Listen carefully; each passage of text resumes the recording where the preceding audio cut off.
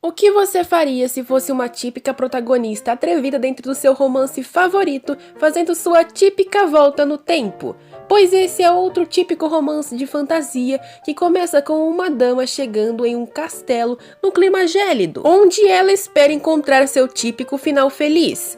Essa é a Lady Litera Merto, porém não vai ser tão fácil como em outras obras achar o boy perfeito, já que um homem de cabelos escuros abre a porta e questiona se foi ela quem fez a proposta de casamento. Ele a olha nos olhos e diz que achou melhor fazer um julgamento pessoal da corajosa antes de dispensá-la, por isso a convidou. Mas agora dá o aviso, precisa sair dali antes que se arrependa daquela escolha.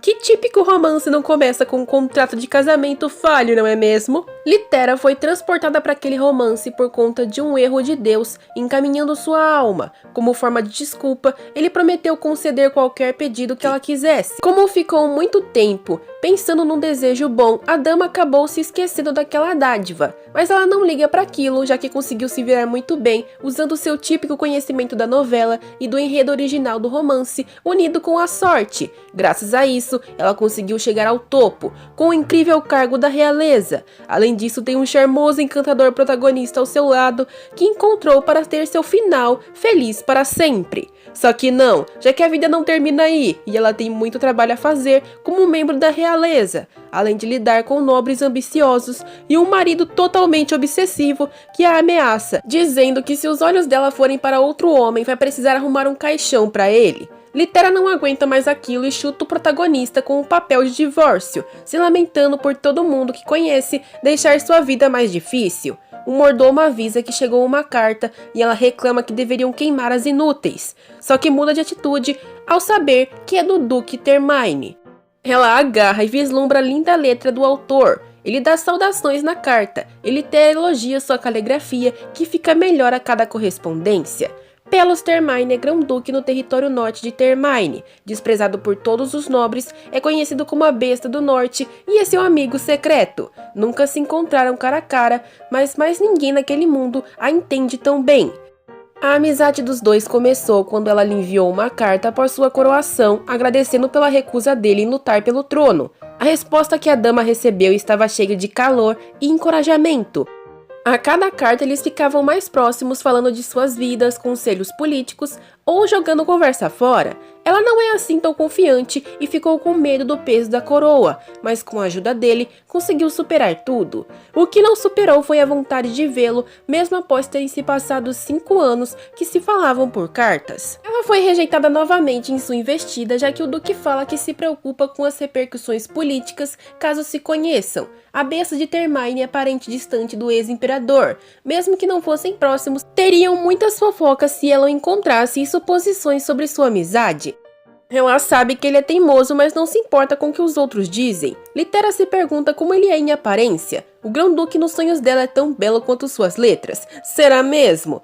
Ela sabe de sua boa personalidade e sonha em poder vê-lo, nem que seja apenas uma vez. Litera deveria fazer um pedido imperial. Ela até chega a escrever uma ordem imperial para ele comparecer com uma ameaça de punição se recusar. Mas amassa a carta em seguida, apenas escrevendo que entende sua escolha e que sonha com um futuro em que eles poderão se ver, não como imperatriz e grão-duque, e sim como Litera Mero e Pelos Termine. Ela endereça a carta para envio e mentaliza que nunca deve dar uma ordem para ele, já que terminaria sua amizade no momento em que fizesse isso. Não pode jogar os últimos 5 anos fora. Litera se lamenta perto da janela. É uma imperatriz que não pode nem mesmo ver seu melhor amigo. Deveria desistir do trono? Isso jogaria o império no caos. E falando em caos, a porta é arrombada de repente. Litera é rendida pelo seu ex-marido, que a ataca com uma espada. Afinal, se ele não pode tê-la, ninguém terá. Logo uma frase clichê de vilão para encerrar? Enquanto cai, Litera pensa que deveria ter feito o máximo para conhecer o grão-duque se soubesse que partiria sim. Nesse segundo, ela roga para que Deus lhe dê outra chance de vida e a faça voltar no tempo. Como dívida sagrada, ela retornou ao começo de sua jornada e não perdeu tempo em oferecer sua mão ao grão-duque num casamento de contrato em busca de seu final feliz. Porém, o duque que a manda ir embora cruelmente não é como imaginou em seus sonhos. Pelos Termine parece um bárbaro em aparência. A cara da Litera é a melhor ao ver sua expectativa se quebrar em milhões de pedacinhos. Aquele casório já começou mal. Ele tem olhos selvagens, barba espessa e um rosto coberto por cicatrizes. Tudo que a Litera consegue se perguntar é se entrou numa novel de terror sem perceber, já que nem mesmo os sogros são cabeludos em romances com fantasia. Será que a obra é um romance dramático ocidental cheio de sangue? A dama se preocupa se vai falecer pela terceira vez, porém tenta se acalmar, já que está julgando um livro pela capa sem pausa e é a protagonista feminina, não pode ficar sem falar nada. Ele é como um bebê comparado a Litera, que viveu 3 vidas. Ela pede pro Duque mostrar o caminho de sua casa, já que tem muito que conversar. O homem se vira e diz que vai fazê-lo, mas não é tarde para voltar atrás. Ninguém vai culpá-la e pode avisar a qualquer momento se mudar de ideia. A pobre protagonista só consegue pensar que ele é assustador. Ela o segue pelos corredores de sua moradia e Pelo se desculpa por não recebê-la calorosamente, já que não estava acostumado com a visita. Tudo ali é sombrio, incluindo os olhares dos servos e os cavalheiros de vigia. Litera confiou naquelas cartas e mudou o gênero da novela completamente. Porém, é tarde demais para escapar, e ao se sentar com o Grão-Duque, ele a pergunta por que ela quer se casar com ele. A menina não pode esquecer do seu objetivo secundário. Ela quer se tornar uma cidadã do norte. Claro que queria ver o seu melhor amigo na vida passada. Porém, teve outra motivação para ir ali. Ficar o mais longe possível do Palácio Imperial. Na história original, os acontecimentos do palácio foram a principal força para o crescimento da personagem, seja com brigas internas e dificuldades com nobres. Ela estudaria mais 100 anos no ensino médio ao invés de voltar para aquela muvuca, sem mencionar que o cretino psicopata é atualmente o príncipe herdeiro. Na sua última vida, a humilde filha de um barão foi capaz de se tornar imperatriz porque o príncipe herdeiro original desistiu do trono por ela. Litera se sentiu agradecida naquele momento, mas atualmente não quer vê-lo nem à distância. O melhor lugar para evitá-lo é ali. O palácio tem pouco interesse naquele local, que é como um país estrangeiro distante de sua influência. Litera explica que não quer ser notada pelo Império e o casamento ali seria uma proteção perfeita. Pelos diz que aquela relação vai lhe fazer mais mal do que bem, já que o norte é um local frio e perigoso, sem contar que é infestado por monstros, sem contar os rumores sobre ele próprio, a besta do norte, o homem selvagem de sangue imperial, porém sem dignidade nas veias, um louco que só sabe massacrar monstros. Os rumores sobre ela não vão demorar para aparecer também, não sairá ilesa, mesmo que seja um casamento no papel. Litera se lembra que em suas cartas o Duque sempre foi assim, caloroso, porém sempre se colocando para baixo. Houve uma ocasião em que ela lhe ofereceu para conseguir uma esposa, já que não tinha um herdeiro, mas ele recusou a oferta prontamente, já que alguém ter um marido como ele é um fardo. Pelo visto, o Pelos teme fazer mal a ela ou a sua reputação, ele continua sendo o mesmo de sempre. O Pelos Termine que conhece, enquanto ela lutava com um bando indigno de nobres na realeza e questões políticas, ele foi o único amigo precioso que sempre lhe confortou. Logo, ela não pode abandoná-lo. A Litera fala que nada daquilo parece um problema para ela, apenas vantagens adicionais, já que com monstros ali, o Palácio Imperial precisa de sua força em combate. Os rumores ridículos impedem qualquer um de viajar até ali e causar transtornos. Ela sorri e pergunta se parece ser do tipo que faz propostas sem pensar. Ela não quer vê-lo se menosprezar, já que o considerou valioso o suficiente, mesmo com os inconvenientes citados, e embarcou na viagem para o norte porque sentia que valia a pena. Ela renasceu para conhecê-lo, então vai até o fim. Litera oferece um meio termo para ele. Quer que Pelos pense nela como uma amiga, e não tem problema os amigos se ferirem um pouco. O homem fica chocado com aquelas palavras, não acreditando que ela tá falando sério.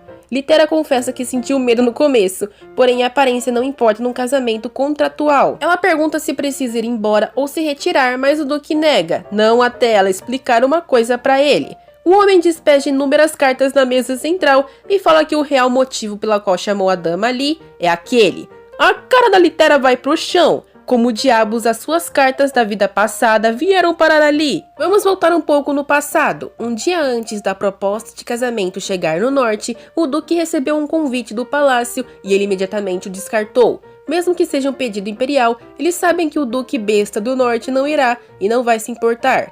O convite não passa de uma zombaria, e ao se sentar, o nobre pensa que apenas quer ficar em paz. Ele não tem interesse em disputas por trono e não deseja em hipótese nenhuma entrar naquela selva dourada desumana deles. Claro que ele pode conversar com alguém sinceramente lá, nem que seja uma única pessoa, mas suas expectativas estão baixas. Quem em sã consciência gostaria de falar com aquela besta do norte? Nesse segundo, sua gaveta se ilumina e magicamente as cartas da Litera se transportam para lá. Ele explicou aquilo para Litella e diz que deve ser difícil de acreditar, porém é verdade. A dama amaldiçoou o deus que fez aquela burrada. Ele poderia muito bem ter trazido o Duque de volta ao passado se ia fazer um erro daqueles. Agora ele vai achar que a pretendente é uma bruxa. Enquanto está preocupada, o Pelos encosta em seu ombro, se desculpando logo em seguida. Ele só queria saber se ela estava bem e não queria assustá-la. A menina fala que tá tudo bem e que apenas foi pega desprevenida enquanto pensa no quão alto o Duque é. O Pelos diz calmamente que não está acusando ela de nada, apenas quer saber se ela é aquela pessoa que mandou todas as cartas vinda do futuro. Litera pede para ele sentar, já que vai ser uma longa história para contar. E sim, diferente da típica história de romance com reencarnação, logo no começo, ela contou absolutamente toda a verdade para ele. Assim que acaba, Litera diz que sabe que esse negócio de reencarnar parece loucura, mas se ele é cético, pode falar acontecimentos do futuro e quando acontecerem ele terá sua confirmação. Porém, o Pelos diz que não tem necessidade, pois um tempo antes já mandou um padre inspecionar as cartas.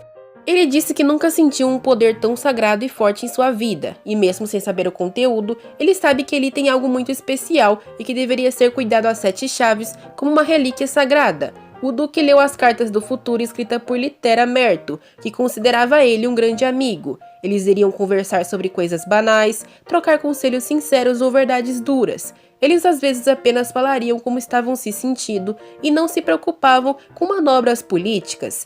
Foi uma amizade verdadeira, pura e simples. O homem se perguntou por que um deus lhe daria aquilo e de que adiantaria saber que ele teria um bom amigo no futuro. Era um sinal para procurá-la? E como ficaria Termine? O que fazer quando vê-la? Nesse momento de indecisão, ele recebeu uma carta da mansão de Merto e, ao questionar o mordomo sobre a autoria, arranca a carta da mão dele. Afinal, é de Litera, mas a primeira carta deveria chegar em 1 ano. Ele se deparou então com a proposta de casamento e ficou mais chocado ainda do que com o aparecimento repentino da carta, já que ninguém nunca tinha lhe oferecido um casamento político antes. A Litera viu que ele é mais inocente do que ela pensava. O Duque entendeu sua decisão agora sabendo de toda a verdade, já que se ela souber o futuro, deve saber julgar qual o melhor relacionamento para ela cultivar para alcançar seus objetivos. Ele originalmente tinha planejado devolver todas as cartas para a garota e aceitar todos os olhares de julgamento que ela lhe desse, e depois esquecer tudo, mas não esperava que ela encarasse ele com aqueles olhos cheios de bondade. Ele estende sua mão e diz que se Litera tem certeza de que não se arrependerá, ficará feliz em aceitar o casamento. O Pelos lembra que nas últimas cartas, ela expressou seu desejo de se encontrarem com seus verdadeiros eus, sem títulos nem nada. Vendo como ela voltou do passado logo depois disso, significa que o outro Duque Pelos recebeu aquela carta final junto com a notícia do falecimento de sua grande amiga. Ele deve ter sentido um amargo arrependimento, e por isso o Duque de agora não vai rejeitá-la, para que nenhum dos dois se arrependa. A Lady sorri e fala que está animada para ser esposa dele, inclusive quer saber se pode lhe chamar de Pel, já que é meio estranho falar tão formalmente entre amigos. O Duque cora e diz que está tudo bem, tímido pelo apelido. Nesse caso, ele sabe que ela viveu 3 vidas, e isso a torna muito mais velha que ele, e deve se referir a ela com respeito, e lasca o título de senhora na cara da nova esposa. A dama aperta sua mão irritada, apenas pedindo para ele chamá-la de Litera. Vamos ver essa amizade florescer lindamente. Nesse momento, os dois acabam de assinar os papéis de casamento, o que torna Litera uma Termine. O Pelos pergunta se ela não precisa mesmo de uma cerimônia de casamento mais oficial, porém a dama diz que é um casório apenas no papel, e vai ser embaraçoso se ele achar uma esposa no futuro e querer se divorciar dela. Olha a cara do Duque ouvindo aquilo. Ele diz que não acha que isso vai acontecer e pergunta se seu outro eu tinha uma esposa. Litera diz que não, mas vai saber o que o futuro aguarda agora, né? A garota quer ser a primeira a saber de novos romances e vai providenciar o papel de divórcio em 1 hora. Aquilo não é animador pro Pelos, que decide apresentar seus criados mais fiéis pra garota. Os dois são Jordan, o mordomo, e Nick, a criada. Pelos apresenta a Litera como o seu sobrenome já mudado e pede para ambos cuidarem bem dela. A Lady os cumprimenta lembrando que os reconhece. Foram os dois que olharam feio pra ela enquanto ela entrou. Depois de trocarem cochichos, os dois criados endireitam a postura e falam que se opõem totalmente àquele casamento, deixando os recém-casados chocados. Jordan fala que ele precisa enviar a senhorita Merto embora, e a Litera tá de queixo caído ao ver que já estão tentando se livrar dela. O Pelos fala que aquela ousadia na frente da nova Grã-Duquesa é um absurdo e, fechando a cara como um bárbaro, ele diz que não vai tolerar esse tipo de desrespeito. O mordomo não cede, eles não vão mudar sua opinião, afinal ela merece coisa melhor. Agora é a Litera que não tá entendendo nada. Os criados começam a dizer que estão desapontados com o Lorde, apesar deles insistirem para conseguir uma esposa, tomar proveito de uma dama de posição inferior é imperdoável. Eles deveriam ter notado o problema quando eles começaram a receber a carta dos Merto. A criada Nick se aproxima da senhorita e fala que assim que quiser fugir, pode avisá-los, já que eles vão dar sua vida para libertá-la. A razão pela qual os dois estavam encarando ela era por preocupação. O Duque diz que estão se preocupando por nada e depois pede desculpas para a esposa por conta daquela gafe enorme. A dama diz que está tudo bem e chama ele de Pio, chocando os criados com aquela demonstração de proximidade tão íntima. A dama afirma que agradece a preocupação, mas não vai retornar pro sul, porque esse casamento foi ideia dela mesma. O Duque fica vermelho com aquela afirmação e diz que os criados vão ficar confusos de novo, mas a Litera realmente foi quem propôs.